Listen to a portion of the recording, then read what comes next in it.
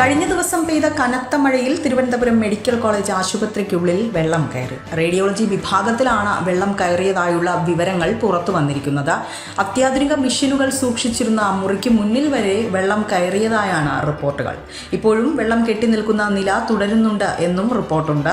ചോർച്ചയാണ് വെള്ളക്കെട്ടുണ്ടാകാൻ കാരണമായതെന്നാണ് പ്രാഥമിക നിഗമനം. ആരോഗ്യമേഖലയിലെ വികസനത്തിന്റെ കാര്യത്തിൽ സംസ്ഥാന സർക്കാർ ഏറ്റവും കൂടുതൽ വികസന നേട്ടം എടുത്തു പറയുന്ന തിരുവനന്തപുരം മെഡിക്കൽ കോളേജിൽ ഈ ദുരവസ്ഥ ഉണ്ടായിരിക്കുന്നത്. കഴിഞ്ഞ ദിവസം കേരളത്തിന്റെ വിവിധ ഭാഗങ്ങളിൽ കനത്ത മഴ ലഭിച്ചിരുന്നു. തിരുവനന്തപുരം നഗരത്തിൽ ഏകദേശം 4 മണിക്കൂറോളം നീണ്ടുനിന്ന മഴയിലാണ് മെഡിക്കൽ കോളേജിൽ ഇത്തരമൊരു സാഹചര്യം ഉണ്ടായത്.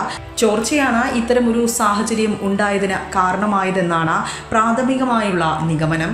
CT മെഷീൻ സ്ഥാപിച്ചിരുന്ന റൂമിന് മുന്നിലായിരുന്നു ഈ സ്ഥിതി ഉണ്ടായത്. ഇതിനൊപ്പം തന്നെ 50ഓളം ബാറ്ററികളും ഈ മുറിക്കുള്ളിൽ സൂക്ഷിച്ചിരുന്നതായി പറയപ്പെടുന്നുണ്ട്.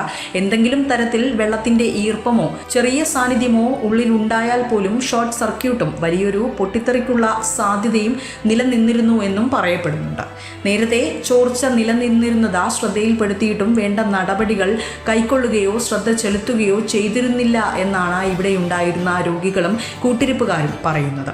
ആശുപത്രി അധികൃതരുടെ അനാസ്ഥയാണ് ഇത്തരത്തിലൊരു സ്ഥിതി ഉണ്ടാകാൻ കാരണമായത് എന്നാണ് വിലയിരുത്തപ്പെടുന്നത്. വിസ്മയ ന്യൂസ്, തിരുവനന്തപുരം.